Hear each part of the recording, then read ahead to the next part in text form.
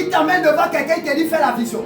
Mais tu ne vas rien voir. Tu vas voir quoi? C'est pourquoi, écoutez-moi très bien. J'ai dit qu'à partir de cette Pentecôte-là, Dieu va apporter un désordre dans toutes les églises. Amen. Écoutez, un désordre pour créer l'ordre. J'ai dit que c'est l'offert qui aiguise l'offert. À un certain moment, il faut prendre conscience qu'il y a certains lieux où ton ministère ne peut pas évoluer. Vérité. Alléluia. Regardez, écoutez-moi très bien. Alléluia. Dieu t'a appelé par exemple pour être un prédicateur. Tu es chez quelqu'un qui te prêche tous les jours. Jésus a dit. Bon, ton nom va éclore. C'est l'offert qui aiguise l'offert. Yes. C'est l'offert qui aiguise l'offert. Nous sommes au 6e mois, vrai ou faux? Yes. Au 6e mois, lorsque Marie a reçu la visitation de Gabriel, Gabriel lui a dit quoi? Ta soeur, ta cousine, Élisabeth, a été visitée. La Bible nous dit quoi? Après Gabriel, dès que Gabriel est parti, Marie a fait quoi? Elle allait vers. Vous savez pourquoi elle allait vers Élisabeth? Le quartier n'était pas prêt à comprendre qu'une vierge tombera enceinte. Il fallait qu'elle aille vers Élisabeth, qui elle avait atteint la ménopause, mais qui savait que le Saint-Esprit est capable de faire accoucher même celle qui a atteint la ménopause. C'est pourquoi, écoutez-moi très bien, l'église des derniers temps doit se rassembler par race. Je suis d'accord. L'église des derniers temps doit se rassembler par race. S'il n'y a pas quelqu'un qui est capable de comprendre ton niveau de prophétie, quitte le lieu. Si ils ne sont pas prêts à comprendre ton niveau d'évangélisation, quitte le lieu. Parce que tu vas avoir comme l'impression que c'est toi qui es fou. C'est pourquoi Jésus a dit à un moment donné, on secoue les pieds. Secoue les pieds. Les aigles volent avec les aigles. Les moineaux volent avec les moineaux. Les pigeons avec les pigeons. Est-ce que je peux parler aux aigles ce matin? Est-ce que je peux parler aux aigles ce matin? Est-ce qu'on parlait plus haut ce matin? Quelqu'un veut dire ce que l'Esprit dit aux églises. Ce que l'Esprit dit aux églises. Ce que l'Esprit dit aux églises. Ce que l'Esprit dit aux églises. Écoutez-moi. La Bible dit, c'est le Saint-Esprit qui est venu donner la puissance au nom de Jésus. Beaucoup ont le nom de Jésus, mais ils n'ont pas le Saint-Esprit. Le nom de Jésus n'a pas d'effet. Et le problème avec l'église des derniers temps, l'église a le nom, mais l'église n'a pas ce qui rend le nom puissant. Bien sûr. Écoutez-moi très bien. L'église a le nom, mais l'église n'a pas ce qui rend le nom puissant. L'activateur. Oh Jésus. La Bible dit ceci dans le livre des Actes des Apôtres. Actes des Apôtres 19, verset 13. Il y avait les fils de Séba. Prenez le texte. Actes des Apôtres 19, verset 13. Il y avait des fils de Séba. Des hommes qui voyaient Paul délivrer les malades et guérir plusieurs personnes. Quelques sorciers, exorcistes, quelques exorcistes juifs ambulants, oui, essayèrent d'invoquer sur ceux qui avaient des esprits malins. Très bien. Le nom du Seigneur Jésus, en disant, je vous conjure par Jésus que Paul prêche. Voici. Ceux qui faisaient cela étaient 7 fils de Séba, juifs, l'un des principaux sacrificateurs. Donne la suite. L'esprit malin, my épidémique, leur répondit, je connais Jésus. Oh my God. Et je sais qui est Paul. Merci. Mais vous, qui êtes-vous? Écoutez-moi très bien, c'est ça le problème de l'église. Au chauffard avait rencontré Jésus. Yes. Il a fait ses œuvres et ses œuvres sont admirables. Yes. Le cantique dit, au chauffard dans la joie nous parle de Jésus-Christ. Vous nous parlez des pastorats sur la chair. Vous nous parlez des sièges. Vous nous parlez des diocèses. Mon Dieu. Appartenir à un diocèse va faire entrer quelqu'un au ciel. Appartenir à une pastorat va mener quelqu'un au ciel. C'est Jésus-Christ qui C'est Jésus-Christ qui donne la vie. Amen. C'est Jésus-Christ qui donne la vie. Amen. Il n'y a pas une pastorale dans la Bible. Arrêtez. Arrêtons ça. Et là, beaucoup aujourd'hui ont le nom de Jésus, mais ils n'ont pas le Saint-Esprit. Vérité. On dit tout. Il dit, je connais Jésus parce que la Bible dit qu'il a été loin. Je connais Paul, il a été loin. Mais eux, ils n'ont jamais été loin. Ils n'ont jamais vécu la Pentecôte. Écoutez-moi très bien. Est-ce que je peux dire ce que je m'appelle? Avance, On va mourir. Quiconque n'a pas le Saint-Esprit et invoque le nom de Jésus, c'est un tintin spirituel. J'ai dit quiconque n'a aucune intimité avec le Saint-Esprit et invoque le nom de Jésus comme cela, ce sont des tintins spirituels.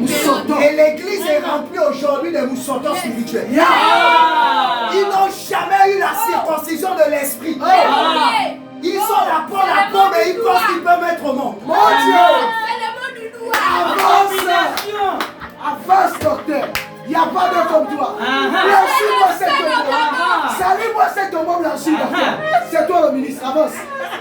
La Bible dit dans Actes des Apôtres 22, 22. La Bible dit que le salut est arrivé par le nom. C'est le nom de Jésus qui a fait arriver le salut. Mais le salut s'est activé sur la terre par la Pentecôte. Le nom de Jésus en lui-même, il est neutre. C'est pourquoi pendant que Jésus était avec eux, la seule période où il leur parle de la puissance de son nom, c'est au moment de l'ascension.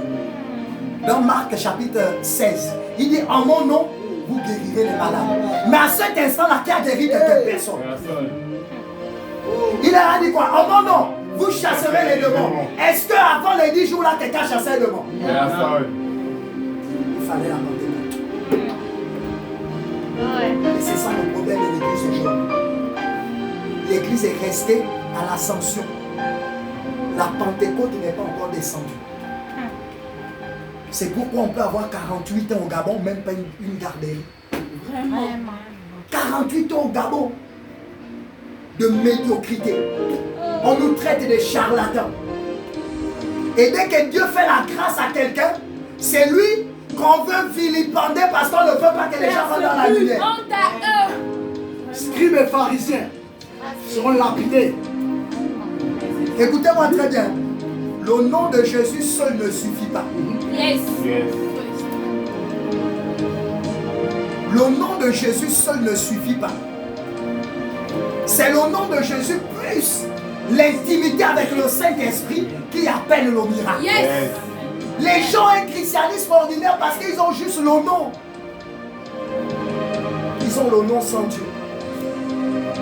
Et là, Jacob avait voulu expérimenter ça. Il a voulu avoir le nom sans la présence de Dieu. Il allait se faire passer pour son frère. Quand il a été béni, l'erreur, pendant qu'il se disait que celui qu'on bénissait, on bénissait son fils. Ça a péché sur ça. Technique. Non, docteur. Le jour du Seigneur. C'est fort, quoi. Dis-moi ce que l'Esprit dit aux églises. Ce que l'Esprit dit aux églises. Ce que l'Esprit dit aux églises. Ce que l'Esprit dit aux églises. Je vais conclure mon message. La Pentecôte donne le relais de l'œuvre de Jésus. Regardez dans le livre des Actes des Apôtres, chapitre 3. La Bible nous dit qu'il y avait Pierre et Jean. Ils allaient au temple. Je vais vous lire ce texte. Parce que il faut que l'église arrête avec la sorcellerie. Aujourd'hui, je suis là avec Gabriel. Mais dès que Dieu va visiter Gabriel et que Gabriel commence par bien prêcher, c'est moi qui vais commencer à le combattre. C'est l'église. Je suis né dans l'église. Aujourd'hui, je deviens leur ennemi parce que le Saint-Esprit m'a visité. Ils n'ont jamais écrit de livre. J'écris, je veux me faire voir. Je prêche l'évangile, ils inventent tout. Pourtant, ils m'ont vu naître dans l'église. Regardez ce qui va se passer. Je ne serai pas coupable de ne pas dénoncer les comportements coupables. Actes des Apôtres, chapitre 3. J'ai intitulé ce sous-point le relais de l'église. Je répète d'abord. Jésus, le Christ, a dit aux disciples, dans Jean 14, je m'en vais vers le Père. Et vous, vous ferez des choses plus grandes que... Vous ferez les choses plus grandes que moi. Un père qui ne veut pas que son fils fasse les choses plus grandes, c'est un sorcier là. Ce père-là, depuis dans le circuit de Dieu, sort du milieu de lui. Une mère qui n'est pas contente de voir sa fille faire mieux qu'elle, est une sorcière. Et là, elle est sortie du circuit de Dieu, sort du milieu d'elle. Jésus lui-même a dit à Pierre et les autres, vous allez faire des choses plus grandes que moi. Quelqu'un va me dire, au chauffard n'a pas fait. Mais excusez-moi, je suis son fils. J'ai le devoir de faire plus que lui. Oh, chauffard n'a jamais fait, mais tu es maudit. Honte à celui qui ne fera pas plus que son père. Mais tu es maudit. Parce que tel grand n'a jamais fait, je ne veux pas faire. La Bible dit quoi? Le Saint-Esprit est donné avec mesure. Je vais parler dans la vie de mes fils ce matin. Quelqu'un le dit avance. Est-ce que je peux parler dans la vie d'une fille ce matin? Voici ce que le texte dit. Pierre et Jean montèrent ensemble au temple à l'heure de la prière. C'était la 9e heure. Il y avait un homme boiteux de naissance qu'on portait et qu'on plaçait tous les jours à la porte du temple appelé la Belle. Là, ça ne fait même pas 3 mois, maman, que Jésus a connu l'ascension. Dans le même temple-là, Jésus allait prêcher. Est-ce que quelqu'un comprend de quoi je parle? Dans le même temple-là, Jésus allait prêcher. On nous dit que le paralytique là, Jésus passait, il le voyait, non? La Bible nous dit que ce jour-là, ce paralytique va demander à Pierre.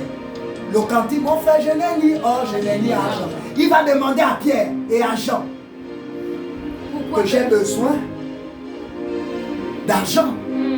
Pierre et Jean vont dire, mon frère, nous n'avons ni or, ni argent, mais ce que nous avons, c'est Jésus. Ils lui ont dit quoi? Au nom de Jésus. Là, le nom est maintenant activé. Ils disent quoi? Lève-toi et marche. Le miracle m'intéresse. Moi, c'est ceux qui font le miracle. Jésus voyait le gars là. Mais quand il passait, quand le docteur passe sur certains passages, le Saint-Esprit dit non, c'est la part de Gabriel.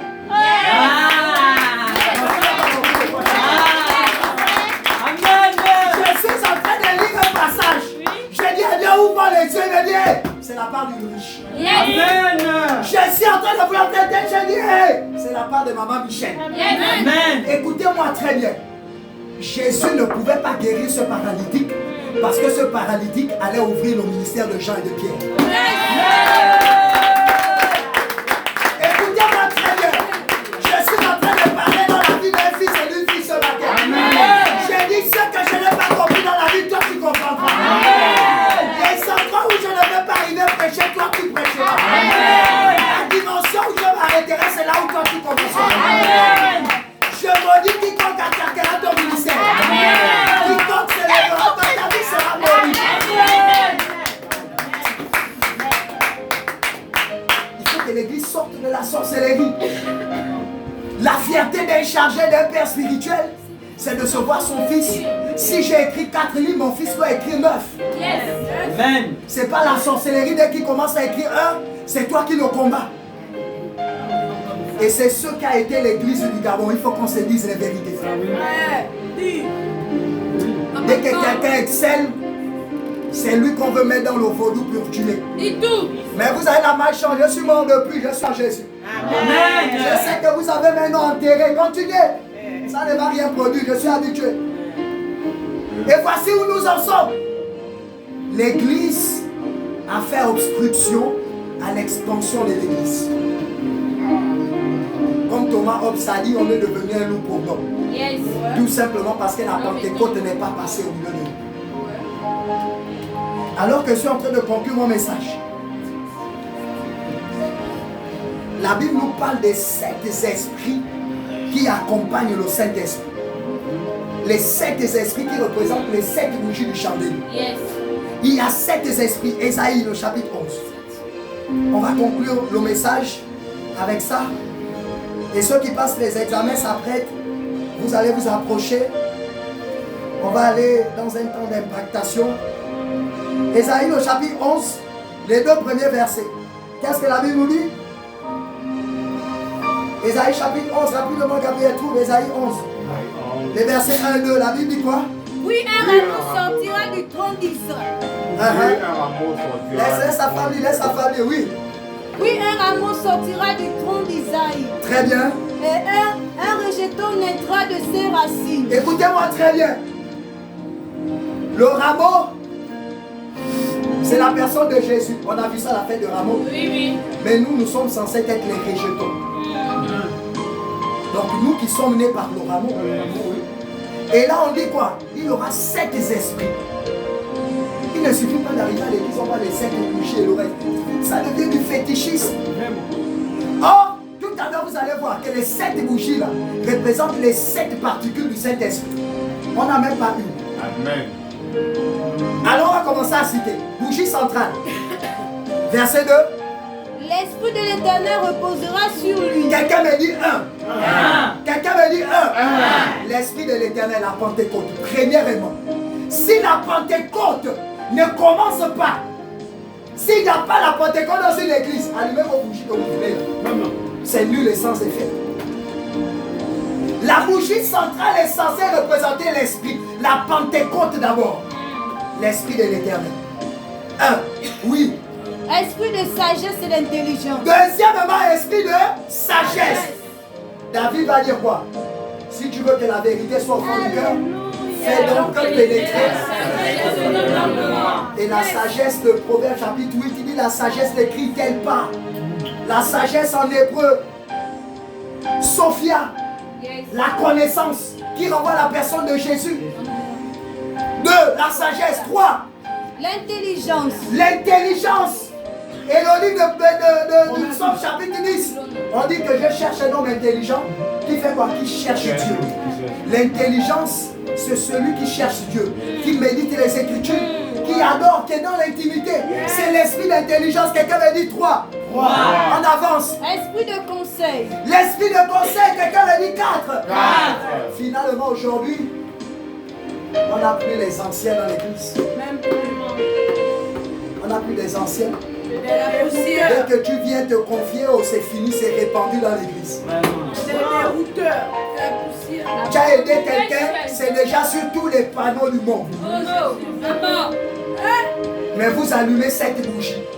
Vous êtes des délinquants spirituels. Vous êtes véritablement, à cet instant-là,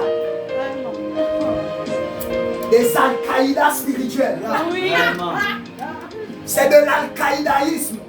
Permettez, je peux créer ce néologisme en Jésus. C'est des criminels en Jésus. L'esprit de conseil, il n'y a plus. C'est pourquoi les adorateurs sont obligés d'aller se confier vers des mondains. Parce que l'église, on allume seulement les bougies. Or, les vies des gens sont dans les ténèbres. L'esprit de conseil est allumé chaque dimanche.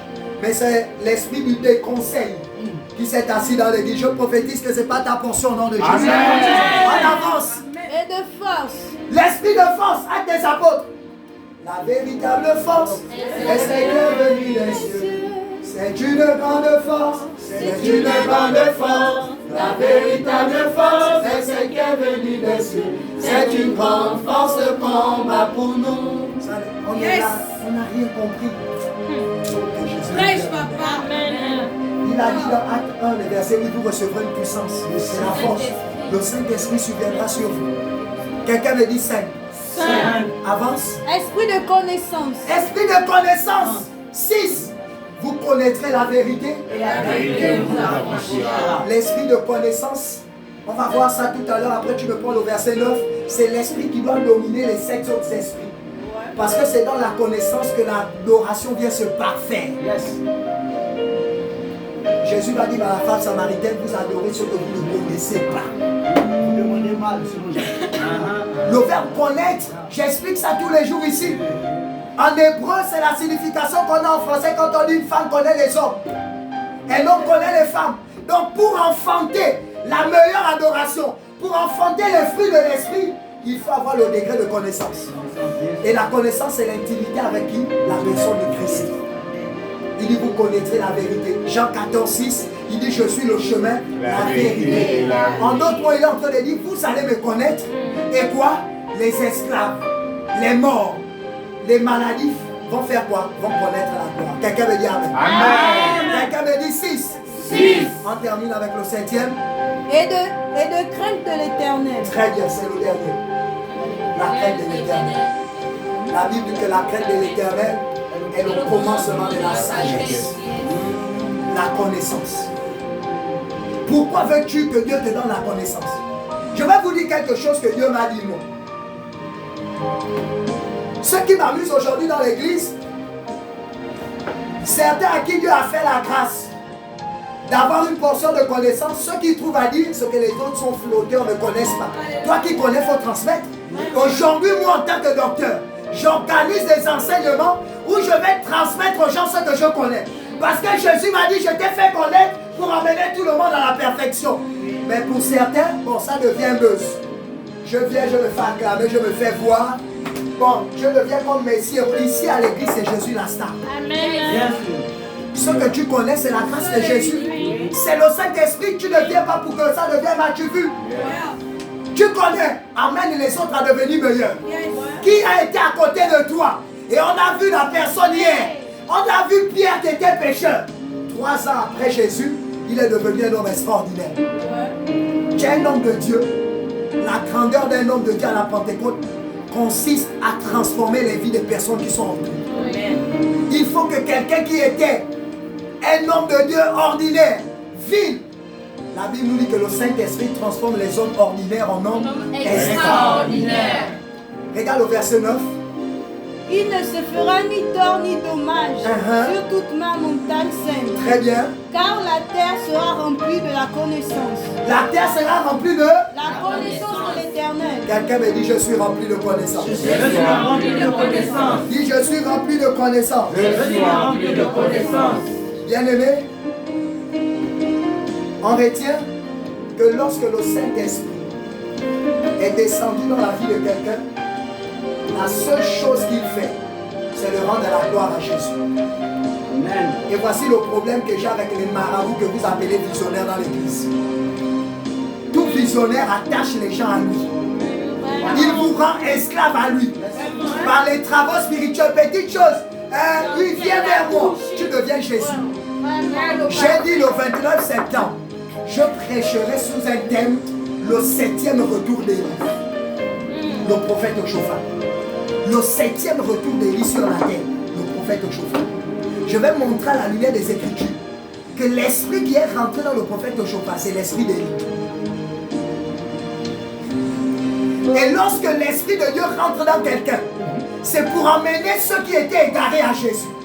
Bon, au nom de quoi tu es un homme de Dieu, tu attaches les gens à toi pendant le jour où tu n'es pas là. Vraiment. Ce sont des marabouts et des charlatans. Parce que ça devient quoi du clientélisme. J'ai dit l'œuvre de Dieu, ce n'est pas la poubelle. On ne devient pas chargé paroissial au serviteur de Dieu parce qu'il n'y a pas d'emploi. On ne devient pas homme de Dieu parce qu'on a fermé ta société. On ne devient pas homme de Dieu parce qu'on a échoué à l'université. On ne devient pas homme de Dieu parce qu'on n'a pas pu faire l'école. On devient homme de Dieu parce qu'on a reçu l'appel. Et à cet instant, on va rendre les âmes à celui qui est allé à la croix. Je veux que Dieu t'élève ce matin. Amen. Pour ceux qui passent les examens approchés,